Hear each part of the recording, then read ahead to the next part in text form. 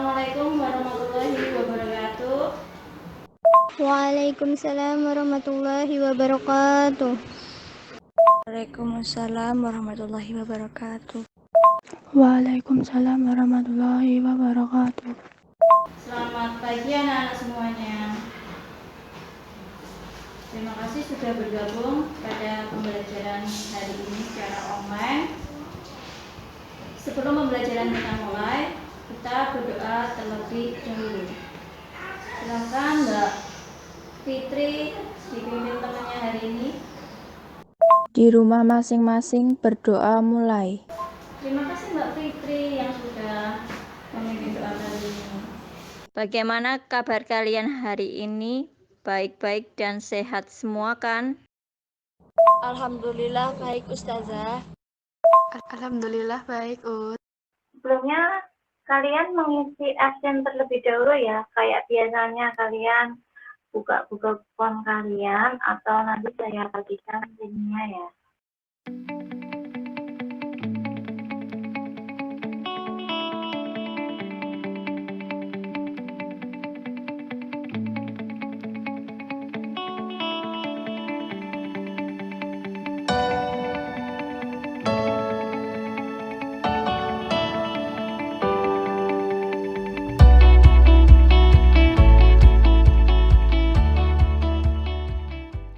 Pada pertemuan minggu kemarin kita membahas mengenai mobilitas sosial.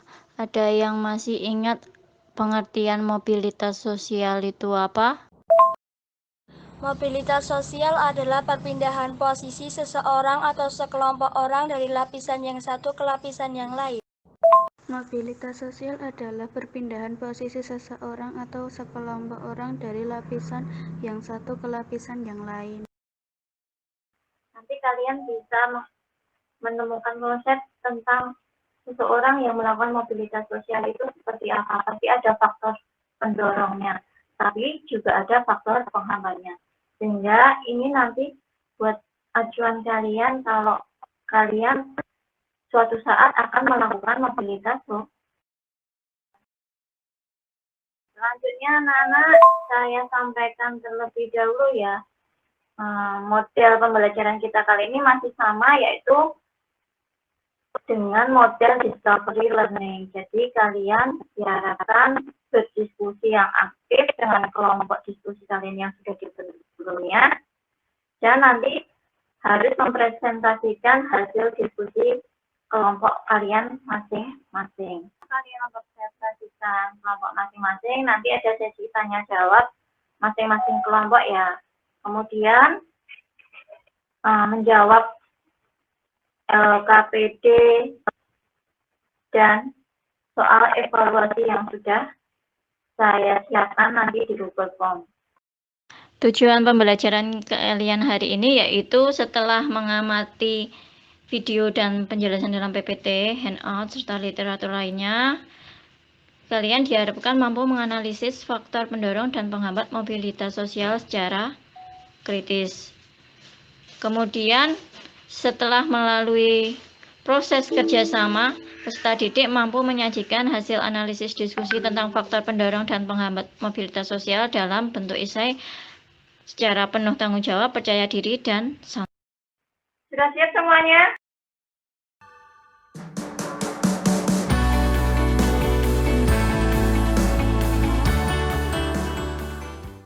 Coba kalian amati ya gambar itu, nanti kalian beri tanggapan mengenai gambar tersebut.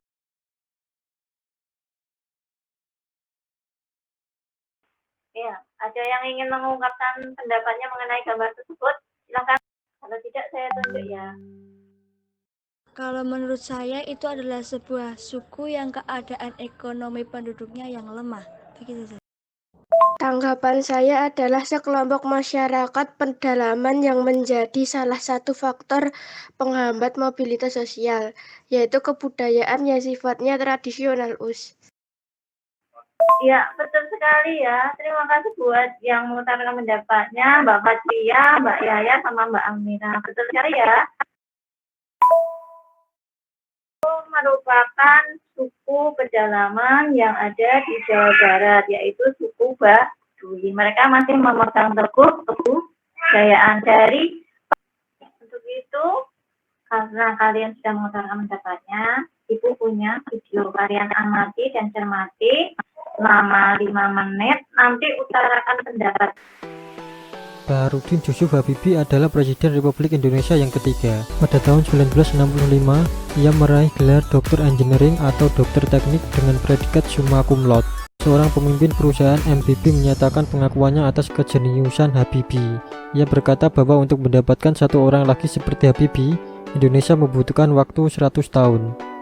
Tuh. Sudah ditonton videonya? Ada yang tahu itu videonya siapa itu Pak Habibie? B.J. Habibie adalah seorang wakil presiden dari Presiden Bapak Soeharto. Kemudian diangkat menjadi presiden yang ketiga. Ya, itu kan tadi videonya mengenai Pak Habibie. Seperti yang kita kenal, Pak Habibie itu merupakan presiden Indonesia yang ketiga setelah menggantikan Presiden Soeharto. Ya, kalian amati dulu PPT-nya ya. Nah, jadi faktor pendorong itu yang pertama ada faktor struktural. Struktur masyarakat ini sangat terbuka, jadi tidak tertutup kemungkinan seseorang itu bisa naik ke atas. Yang kedua, faktor individu. Faktor individu itu bisa melaksanakan mobilitas ke atas apabila individu itu mau atau mempunyai keinginan yang kuat dan keras dalam mencapai mobilitas sosial atau dalam melakukan mobilitas sosial. Ibu akan membagikan LKPD dan handout yang harus kalian kerjakan selama 10 menit ya. Silakan berdiskusi dalam masing-masing kelompok.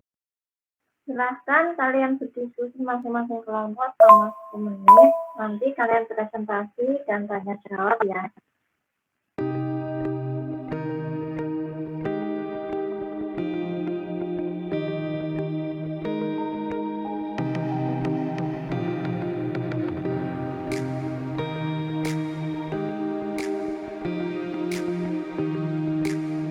Ya udah, adakah yang selesai dari kelompok mungkin Matahari, Melati, atau Asoka, atau Mawar yang mau mempresentasikan hasil diskusinya? Silakan. Kenalkan, nama saya Yaya dari kelompok Asoka. Saya akan menjawab pertanyaan nomor 2. Menurut kelompok saya, 1. Menempuh pendidikan semaksimal mungkin. 2. Bekerja keras agar faktor ekonomi tidak lagi menjadi kendala mobilitas sosial.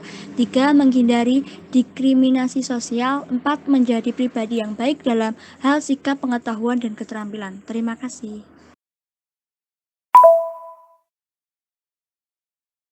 Gambar pertama termasuk faktor pendorong, yaitu faktor kemudahan dalam akses pendidikan, faktor ekonomi, dan faktor struktural.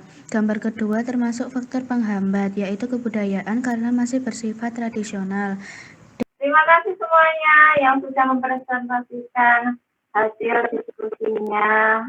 Nah, mungkin ada pertanyaan terlebih dahulu sebelum saya bahas mengenai faktor pendorong dan penghambat sosial ini. Saya Yaya dari kelompok Asoka ingin bertanya kepada kelompok Matahari. Apa arti dari diskriminasi? Terima kasih. Nama saya Novalisa dari kelompok Matahari. Saya akan menjawab pertanyaan dari Yaya. Diskriminasi adalah sikap membedakan secara sengaja terhadap golongan-golongan yang berhubungan dengan kepentingan tertentu.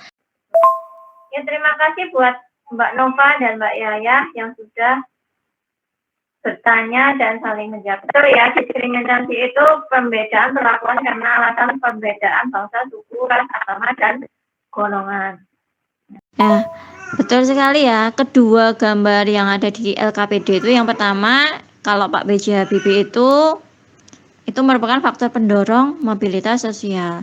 Itu menceritakan tentang Pak Habibie dari 0 sampai bisa menjadi Presiden RI yang ketiga. Nah, kemudian yang kedua, gambar yang kedua itu penghambat, karena seperti yang kita ketahui ya, itu masih memiliki kebudayaan yang sangat erat. Jadi dia tidak bisa melakukan mobilitas sosial. Sudah mengertikah? Atau ada yang ingin ditanyakan? Alhamdulillah ya, sudah paham semua. Nah, untuk itu bisa kalian simpulkan mengenai pembelajaran kita kali ini? Faktor mobilitas sosial ada dua, yaitu faktor pendorong dan faktor penghambat. Faktor pendorong yaitu faktor sosial, faktor situasi politik, faktor keadaan ekonomi, faktor individu, kemudahan dalam akses pendidikan, faktor struktural. Dan faktor penghambat mobilitas sosial, faktor penghambat kebudayaan, kemiskinan, dan diskriminasi.